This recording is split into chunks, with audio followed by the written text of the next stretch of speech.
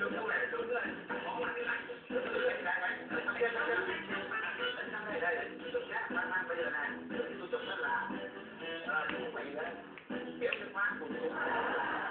Kéo nước mắt của tôi. Nhắc đi không? Được rồi. Một số thứ đã. Đây là chiêu mà. Không, chiêu đi mà. Không được đâu. Tôi nói chứ bơm không có biết. Đây chú làm thế mưa nó thấm mình lên. Không, và tôi nói đây là phá bơm. Trong lúc tắt điện quên kéo khóa điện để rồi số người đi ra ngoài chứ mà đọc hắn không đọc thì đúng là đọc thật, đọc chiều cái quá độc ác thôi. Hay bây giờ nhá tôi hỏi bạn nhé, tôi đã này nhé, dù sao trông còn đỡ nhưng bây giờ bác phô bảo bác cái làm như cũng chỉ quá khô chứ không phải là như thầy chết không được. Bác có làm được không? Không tôi bây giờ nó già nó kém rồi, không được bách như chú đâu đấy. Không, bác Hồ cũng có cái chiều khác.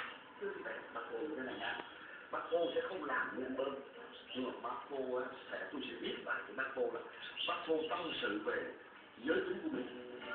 Nhưng mà tôi không được nói rằng bố này người ta biết là tôi là người như thế nào. Vợ ba con nó chăng mình đâu có nói những cái chuyện người ta biết, mình nói những điều mà người ta chưa biết về bác Hồ như thế nào. Ví dụ như là bác sẽ biết của bác như thế này.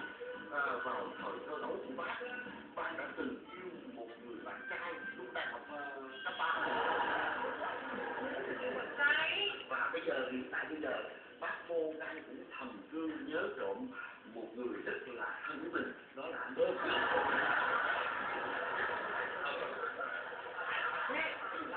Kiểu như không là cái gì vợ tôi nó bỏ tôi mất, vợ bạn không bỏ, vợ tôi nó bỏ tôi mất, càng tốt. Hai vợ của chú vợ của bác ly